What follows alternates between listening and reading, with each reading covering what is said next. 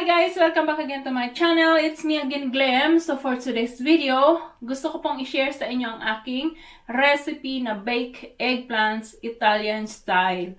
So, bago po natin umpisahan ang ating pagluluto, sa mga hindi pa po nagsusubscribe sa aking channel, please subscribe na po kayo sa aking channel. At kung nagustuhan ninyo itong ating pagluluto, please like and share. And also, don't forget to click the notification bell para updated kayo sa aking next one. So, syempre, bago natin umpisahan ang ating pagluluto, ipapakita ko muna sa inyo kung ano yung mga kakailanganin nating sangkap para sa ating baked eggplants. So, ayan ang ating mga ingredients. Meron tayong isang talong, dried oregano, caper, olive oil, cherry tomato, salt, breadcrumbs, chili powder, parsley, minced garlic, grated Emmentaler cheese,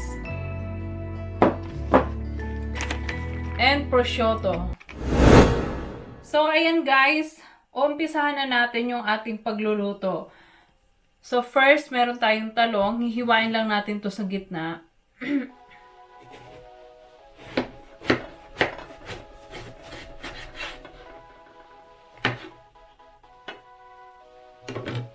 Hinugasan ko na to na talong. So, papahira natin both sides ang talong ng olive oil. Papahiran lang natin siyang ganyan. Oh, nadamihan ko.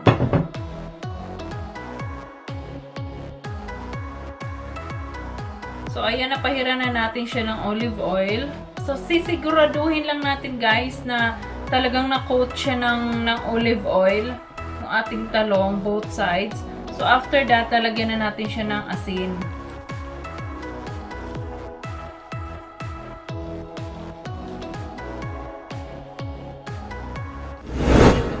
At kakailanganin natin ang form. Tapos, maglalagay tayo nitong papaya. Lalagay tayo dito.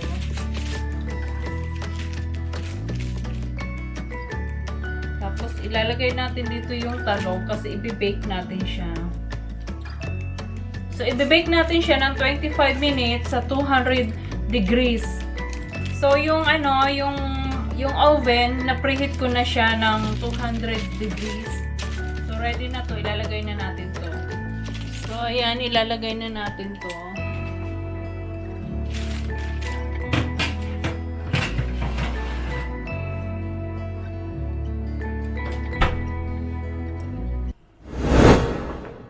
So, kailangan din natin tong i-chop na ating parsley.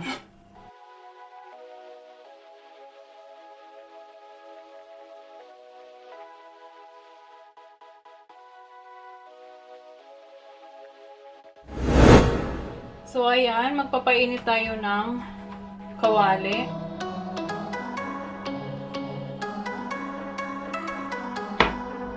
Lalagay ng olive oil. Lagay natin yung ating minced garlic. Low heat lang natin. Lagay natin yung ating chili powder. 1 tablespoon oregano.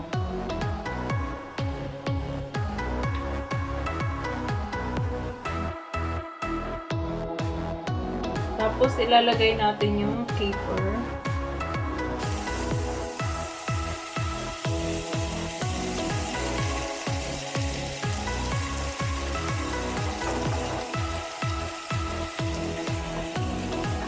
Lagay natin yung ating cherry tomato.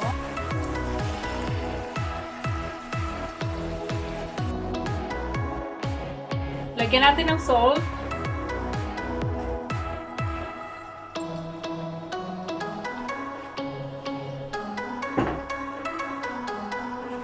Lakasan natin yung apoy.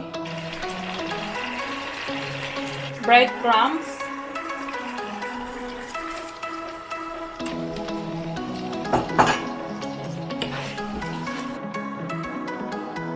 Parsley.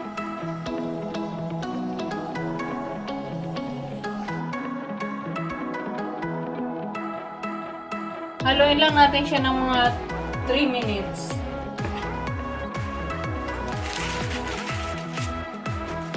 Ilalagay din natin yung yung prosciutto sa oven ng mga 3 to 5 minutes lang. So itong prosciutto, i-bake din natin siya sa oven ng mga 3 to 5 minutes. Kailangan dahan-dahan yung pagkuha sa kanya kasi siya napupunit.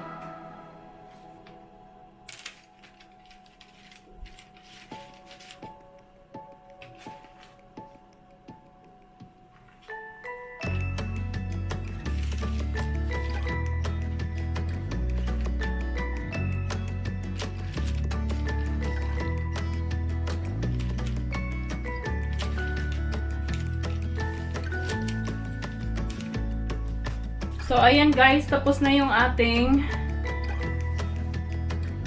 eggplant. Kukunin na natin siya. Mainit. Careful kasi mainit.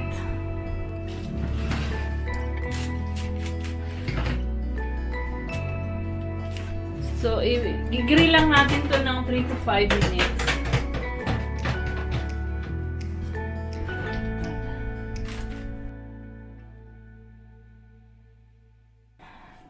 Gawin lang natin 150 degrees. So, ayan na guys. Luto na yung ating eggplant. So, mainit. Kailangan natin mag-ingat. Na-transfer natin siya dito.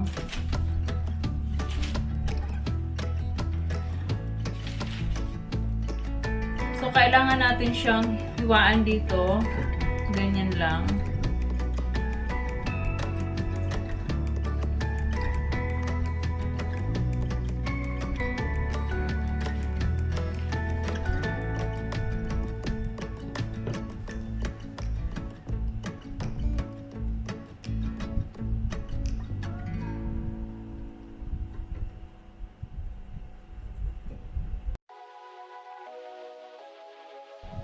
So, ito na yung ating niluto kanina na ingredients. Tapos, ilalagay lang natin siya rito. Ita-toppings lang natin siya rito.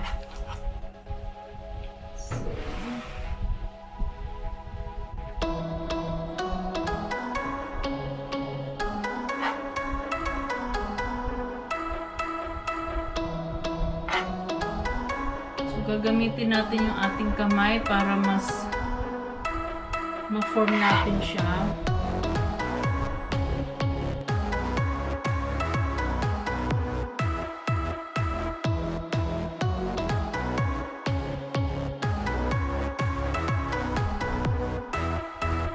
Okay na yan.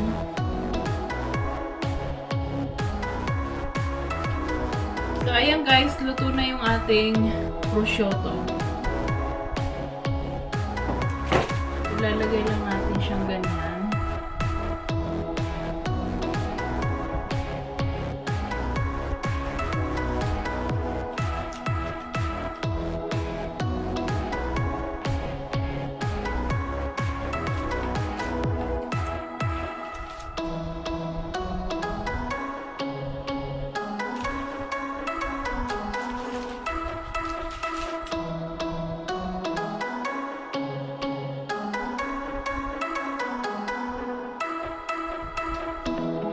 Tapos, ilalagay na natin itong grated na Emmentaler cheese.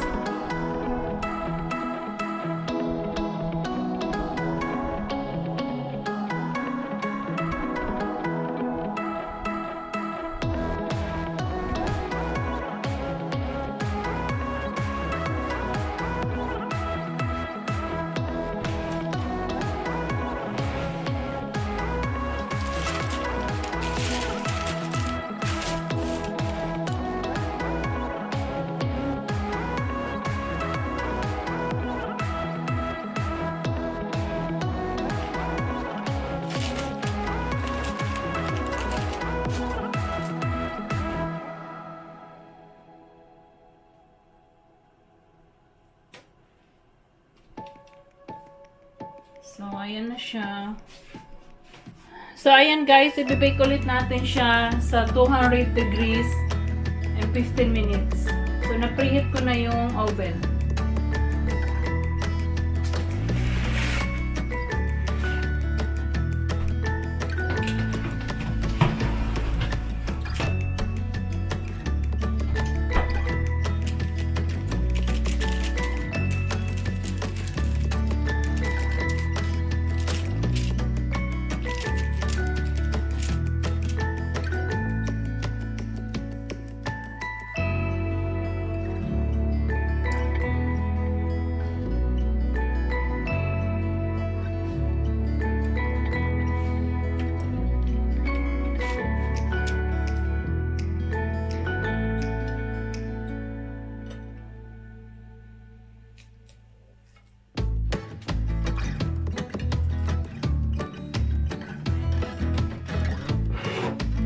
So, ayan na yung ating baked eggplant, smoked cheese, and prosciutto Italian style. So, ayan guys.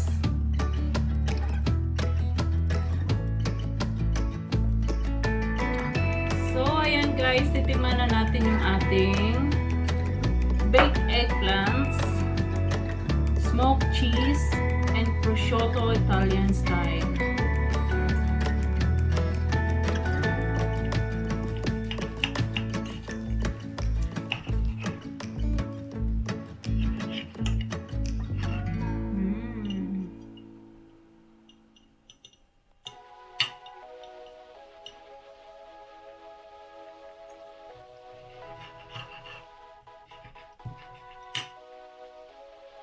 Ooh, juicy. Ang juicy niya, oh. So, ayan na guys, yung ating baked eggplant, smoked cheese, and prosciutto Italian style. So, ayan, ito na yung ating tikiman portion. Mainit pa. Mainit pa siya.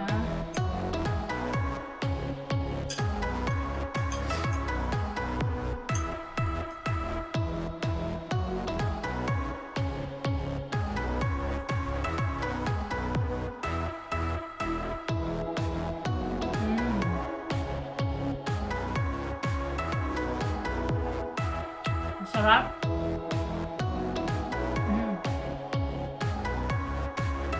Sarap.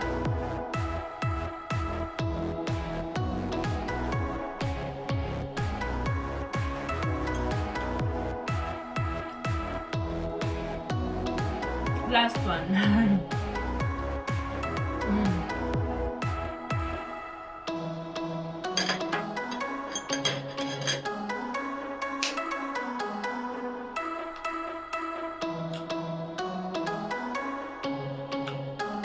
Ayan, may sarap.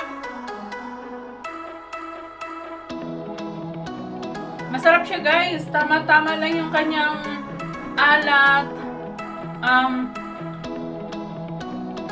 Yung cheese, tapos yung ham, yung shinken. Sarap niya, masarap, tsaka super lambot din ng talong. Medyo may maanghang kasi nga yung chili powder, pero all in all, masarap yung kanyang ingredients. Masarap siya. So, ayan guys. Hanggang dito na lang yung ating cooking vlog. So, sana nagustuhan ninyo ang aking pagluluto. At napakadali nyo lang gawin.